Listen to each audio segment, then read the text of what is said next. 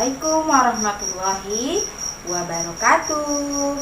Apa kabar anak-anak? Semoga dalam keadaan sehat walafiat dan tetap semangat ya, walaupun belajar di rumah. Anak-anak, sebelum kita belajar, kita membaca basmalah bersama-sama ya. Bismillahirrahmanirrahim. Teman-teman, siap? Teman-teman, siapa yang sudah siap untuk belajar hari ini? Hebat sekali. Teman-teman, hari ini kita akan belajar akidah akhlak, yaitu pelajaran yang keempat tentang akhlak terpuji dalam hidup bersih, kasih sayang, dan hidup rukun. Nah, di sini siapa yang menyukai hidup bersih? Baik, hebat sekali. Hidup bersih adalah akhlak terpuji. Akhlak terpuji yaitu perbuatan yang baik. Allah Subhanahu wa Ta'ala sangat menyukai kepada orang yang hidup bersih. Adapun hadis yang mengatakan tentang hidup bersih yaitu Bismillahirrahmanirrahim. At-tuhuru satrul iman. Artinya, kebersihan adalah sebagian dari iman.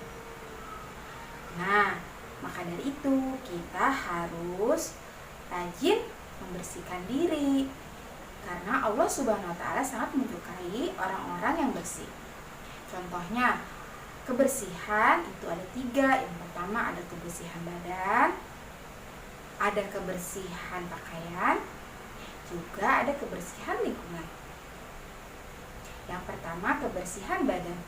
Bagaimana ya cara membersihkan atau menjaga kebersihan badan? Menjaga kebersihan badan yaitu kita harus mandi 2 kali dalam sehari, yaitu pagi dan sore. Jangan lupa, kebersihan badan juga kalian harus selalu memotong kuku, juga membersihkan rambut kalian. Jangan lupa, bangun tidur kalian harus selalu menggosok gigi. Selanjutnya yang kedua yaitu kebersihan dalam pakaian. Pakaian yang bersih dan suci merupakan syarat agar kita diterima dalam ibadah. Bagaimana ya cara menjaga kebersihan pakaian? Yang pertama, cuci pakaian dengan sabun yang bersih. Kemudian bilas dengan air, lalu jemur.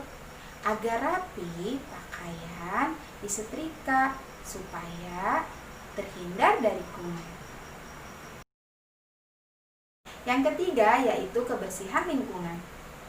Lingkungan tempat tinggal kita harus bersih agar kita hidup nyaman dan sehat.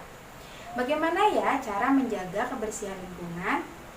Yaitu dengan cara selalu menyapu lantai, membersihkan saluran air, selalu menyapu halaman, mengepel lantai, juga menanam tanaman agar terlihat hijau.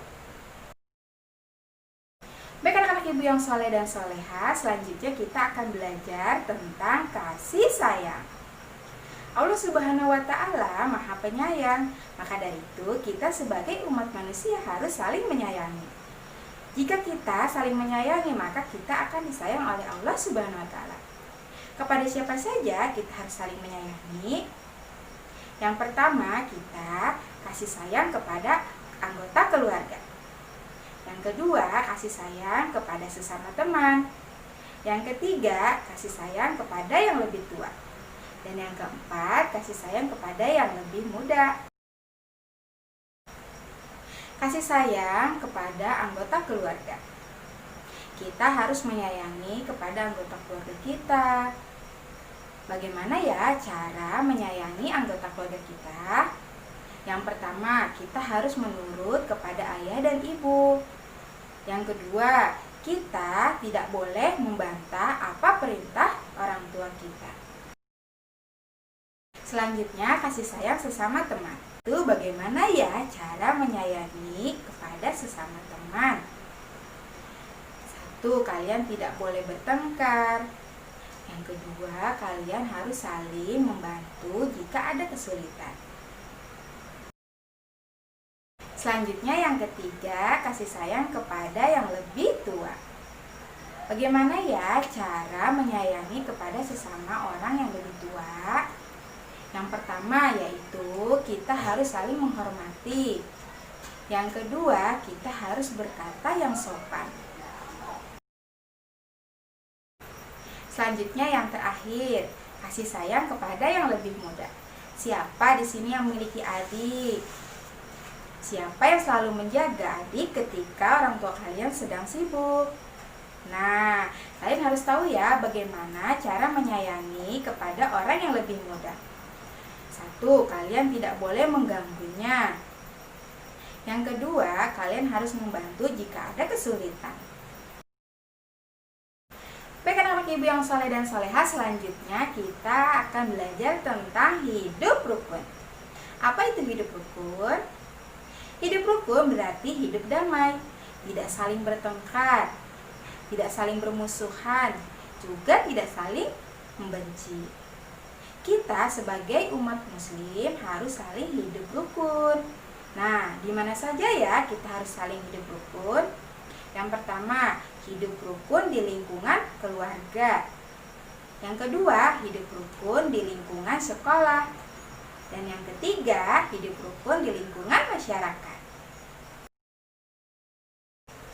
Selanjutnya, Ibu akan memberikan contoh perilaku dalam hidup rukun di lingkungan anggota keluarga.